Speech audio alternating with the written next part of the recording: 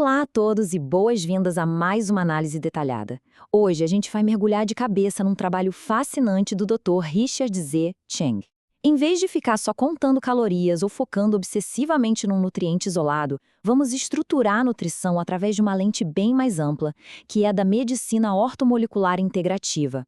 É uma forma literalmente revolucionária de entender como a nossa biologia reage à comida, tudo isso baseado na nossa história evolutiva e na resiliência incrível do nosso corpo. E logo de cara, a grande pergunta que o material de origem faz é esta: quais dietas são realmente mais compatíveis com a nossa fisiologia? Com tanta informação solta por aí, o que é que realmente apoia a nossa saúde e resiliência a longo prazo? Bom, antes de desvendar essa questão de US$ 1 milhão, vamos dar uma olhada rápida no roteiro da nossa análise de hoje. Certo, vamos direto ao ponto. O roteiro está dividido em 6 partes lógicas. 1.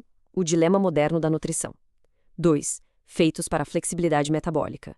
3. Entendendo a oxidação de ácidos graxos. 4. Perdendo nossa resiliência energética. 5. O mito da dieta livre de toxinas. E, por fim, uma abordagem de sistemas para a nutrição. Bora para a primeira etapa? Parte 1. O dilema moderno da nutrição e por que a gente precisa ir muito além das guerras dietéticas.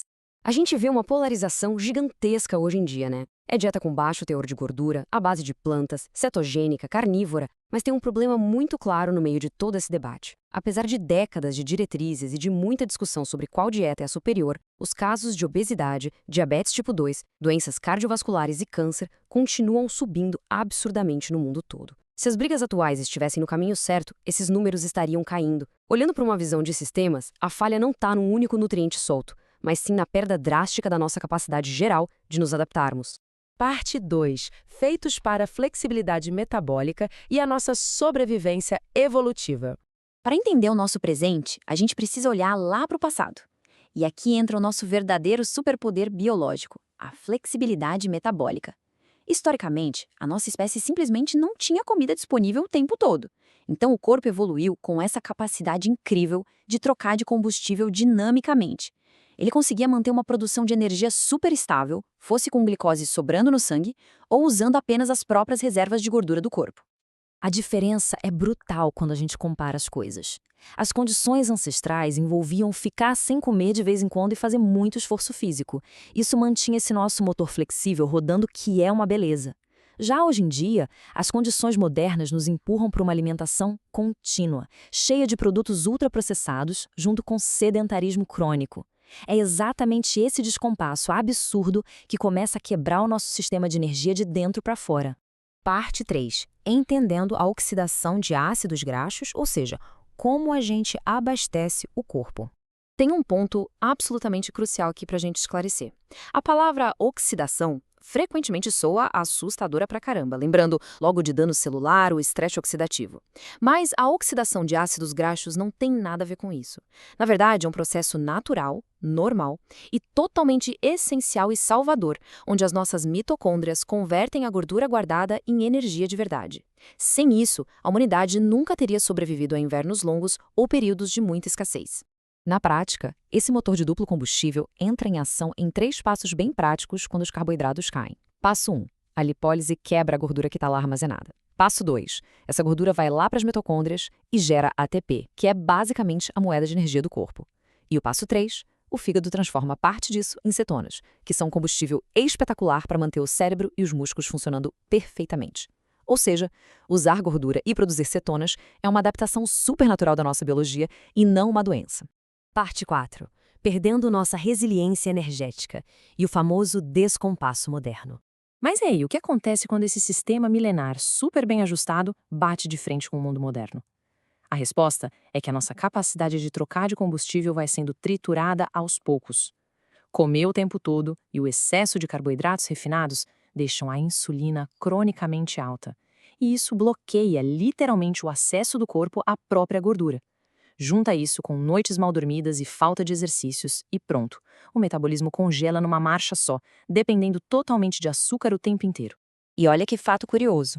Aquela vontade incontrolável de beliscar um lanchinho a cada 2 horas não é um traço humano normal ou saudável.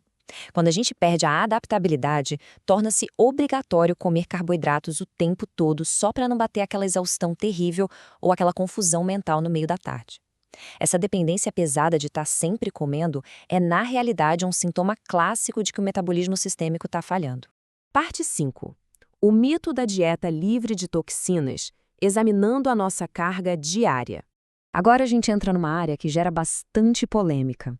O Dr. Cheng traz uma análise super neutra e objetiva de um fato que muita gente prefere ignorar. Não existe um sistema alimentar moderno que seja totalmente livre de compostos tóxicos. Dietas entupidas de vegetais acabam trazendo exposição contínua a pesticidas, herbicidas como o glifosato e até aos compostos de defesa das próprias plantas. Por outro lado, dietas muito focadas em produtos de origem animal carregam um risco de poluentes bioacumulados, dioxinas e metais pesados.